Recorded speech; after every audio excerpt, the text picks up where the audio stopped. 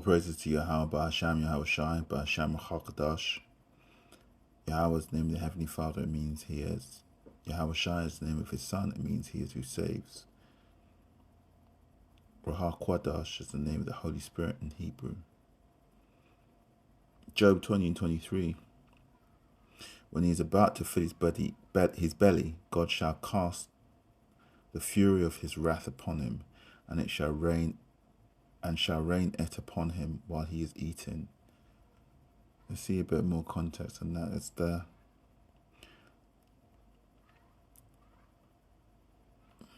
Let's go back.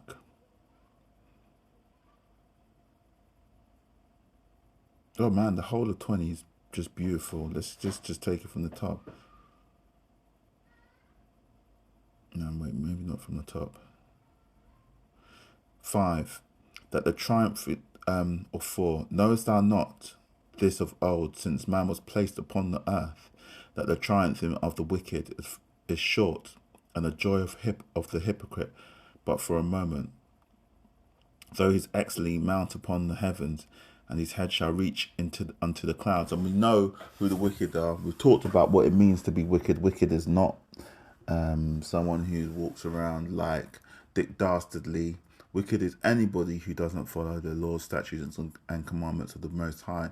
And as opposed to the wicked are the righteous who follow the laws and statutes of the Most High. Remember that the Bible has slightly different, the languages over time. Meanings drift a little bit because of the way that they're used, because of the context in which the words are used a lot. Meanings can sometimes drift, so we must also always keep context.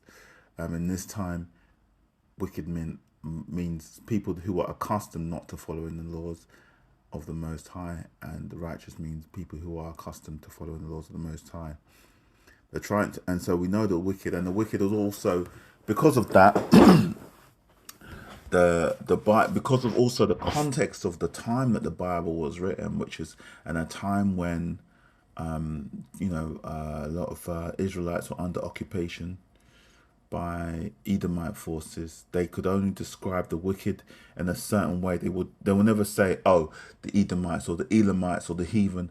They'll always say the wicked, because everybody knows who are the people who are accustomed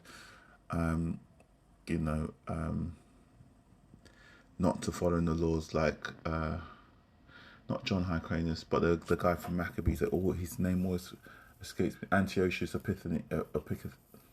Antiochus. I'm just going to say, I can't remember his surname, but who made the Israelites by law, or tried to force Israelites by law to follow heathen practices, to break that bond between the Israelites and the Most High, to force them to violate the contract. As Tahar said, Elder Apostle Tahar said earlier today, that the word bar mitzvah means coming under the contract. As Israelites were all under contract, and that's where we draw our power from. And that's what it means when we say in the name of Yahweh Bahasham, in the name of, we're drawing on our right, just like in that film Shazam, where when you get the name, you get the power, right? So when we come in the name of Yahweh Bahasham, because the contract gives us that kind of Levitical purity, or to come before the Most High, but we must come under the covering of a particular name. That's why the name is very important. That's a lot of information. That the triumphing of the wicked is short, and the joy of the hypocrite but for a moment. Though his excellency mount high upon the heavens, and his head reach into the clouds, yet shall he perish forever like his own dung. Which they which have seen him shall say, where is he? So to perish forever like his own dung. Well, basically, when you in those days, you used to just cast your dung out into the streets and just be left to rot. Nobody will come to embalm the dung, or to look after it, or to tend to it, or to wrap it up in embalming bandages, or visit it. It's just chucked to the side. He shall fly away as a dream, and shall not be found. Yea, he shall be chased away as a vision of the night. So there's been no remembrance of the wicked, i.e. Esau, The eye which saw him shall see him no more, neither shall his place any more behold him. His children shall seek to please the poor. And this is what we have seen at the moment with the reparations. Job 20 is so on point for right now. I gotta say, Job 20 is bang on for right now. You want to know what's going on? If you've got a spiritual eye, read Job 20. His eye, so we're getting reparations in California. Each Israelite is proposed to get $1 million. His bones are full of the sin of his youth, which shall lie down with him in the dust. So it's hard to explain, but I can feel it. Like the sin of his youth, the sin of his youth of Esau isn't necessarily what he did when he was a boy, but it's what he did in his ancestors have done. Did the youth, you see, the Most High sees individual, how can I say it, peoples as in, often personifies generations of people as an individual. It's hard to explain, but Israel is called, the generations of Israel is called under the name of Israel, and similarly the wicked, the sin of his youth are all the things that his ancestors has done, all the atrocities that the ancestors have done, and they are they ache, make his bones ache. I can't imagine how it feels, but if you ever feel so guilty, you've done so much wrong in your life that your bones ache.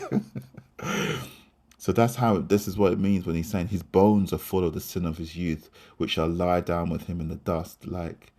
So when he is cast to the side like his own dung, the sins will be there. We're gonna want to forget that all the messed up stuff that Esau has done to this planet, and we're gonna cast them alongside his body in the dung. Though wickedness be sweet in his mouth, though he hide it under his tongue, though he spare it and forsake it not, but keep it still within his mouth. So the wickedness be sweet in his mouth. When he's doing the badness, when he's enslaving people, or raping his slaves, or causing wars in different countries that enable him to be rich, it makes him feel sweet. Now, when it says sweet within his mouth, it's a lot of the time in Isaiah, I think they talk about the mouth and the belly, right? So the mouth is the first sensation, and the belly is when the thing is fully digested, when the thing is fully manifest, how it feels. So sweet in his mouth, when he's doing his wickedness, it feels good initially. That's what he's saying. Sweet to the tongue, sweet to the taste. Before it's ingested, and it's often it's bitter in his belly. Though he spare it and forsake it not, but keep it still within his mouth. Yet his meat in his bowels is turned. Now we're talking about how it feels once the weight. When those slave owners, they say, for example, are beating the slaves, making lots of.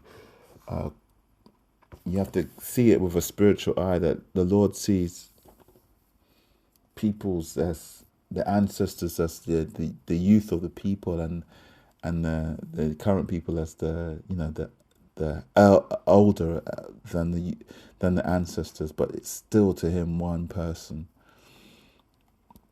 So now in his age, as the Edomites now look back on their heritage, it turns their stomach.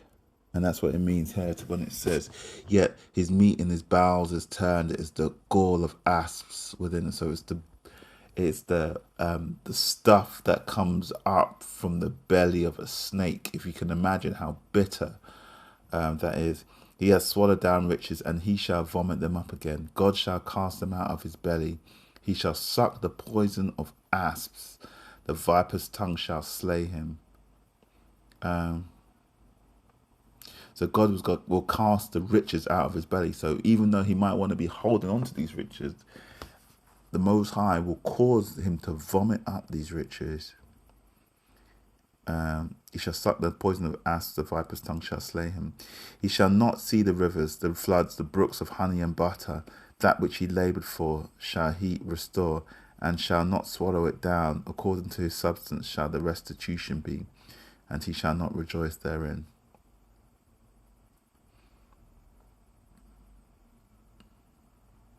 So so the brooks of honey and butter. Remember that this kind of this idea of milk and honey, which is, we looking forward to your retirement where everything's easy, and got your grandchildren running around on the front lawn, and everything's calm, and you're in your rocking chair smoking your pipe on the porch, as the sun goes down, and your faithful dog. He's not going to see that. That ain't gonna be his future. He's not gonna see all the brooks of milk. He ain't gonna see all that happy future that he's been so striving for, cheating, stealing, conniving for. He's not gonna see any of that.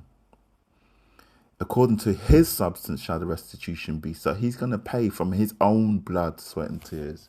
It won't be it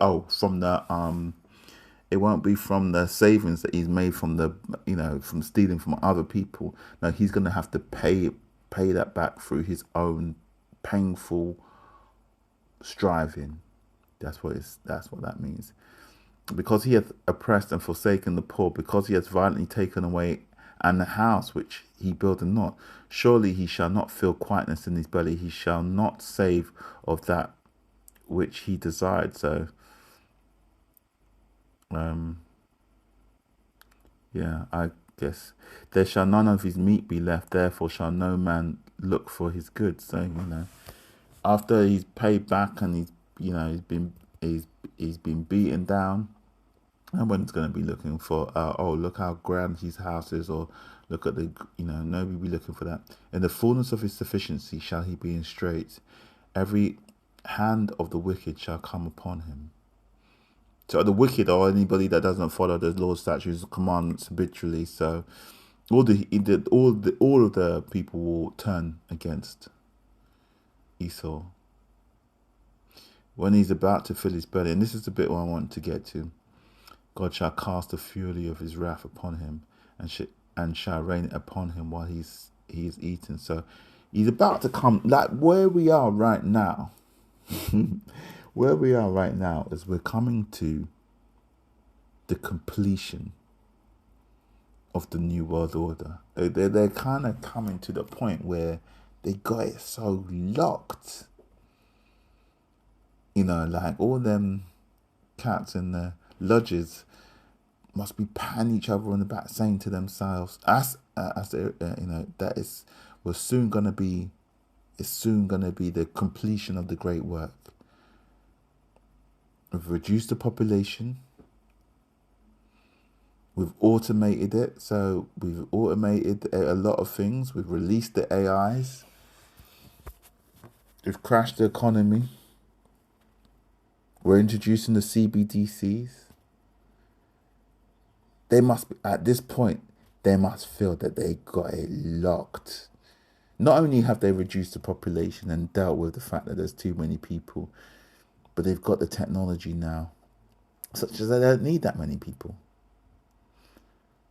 And then they've also ushered in the technology that will mean that the currencies are completely controlled. They've moved everybody to electric cars. You have to plug into the grid now if you want to get somewhere. AI has become so powerful that it can monitor everybody and track everything.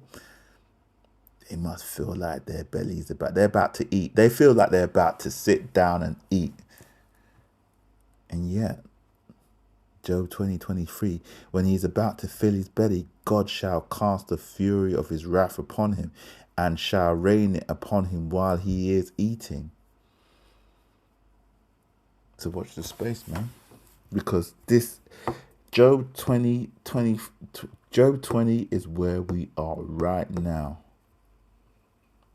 He shall flee from the iron weapon, and the bow still shall strike him through.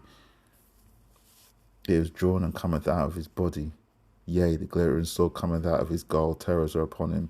So in there, I see the image of a bow of steel, a sword striking him through, even though he's fleeing it. And it's drawn, and it's coming out of his body. The sword is pulled out of his body. glittering sword coming out of his goal. Terrors are upon him, and all darkness shall be hid in his secret places. A fire not blown shall consume him. So a fire not blown is not a hot fire, right?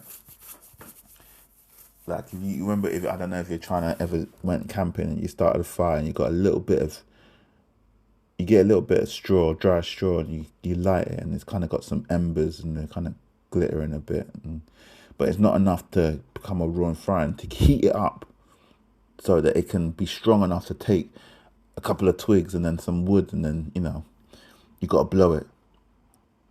But this is a fire not blown, so even something that's as weak as a few glowing embers will be able to consume Esau. That's how weak he's going to become. Let's finish off now. It shall go ill with him that is left in his tabernacle. So anybody who's staying in his house, so remember that what's going to come with the MOTB, it's going to be a choice, man. There's going to be a point where you're going to have to choose your standard. Are you going to continue in this system, or are you going to say, no, I had enough, I ain't going to take that shit, and I'm going to do my own thing? And then it's at that point you choose which house you're going to be in. And that's why they call it the Great Temptation, because they will not make you, but they will make it very uncomfortable for you if you don't. And just like the spike, what they call it? Oh my God, the clot shot or whatever. There's so many words for it. It was always down to you whether you took it or not, and nobody gripped you up and made you take it. It's always down to you, and it's going to be the same with the Great Temptation. That when the standard is raised, you're going to have to choose which side you're on.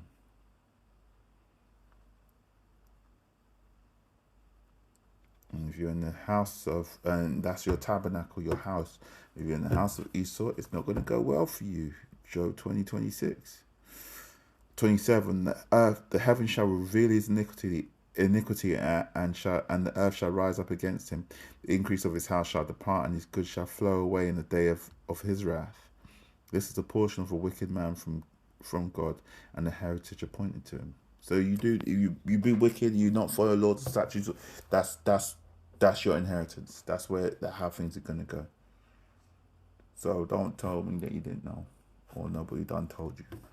With that, I want to say shalom.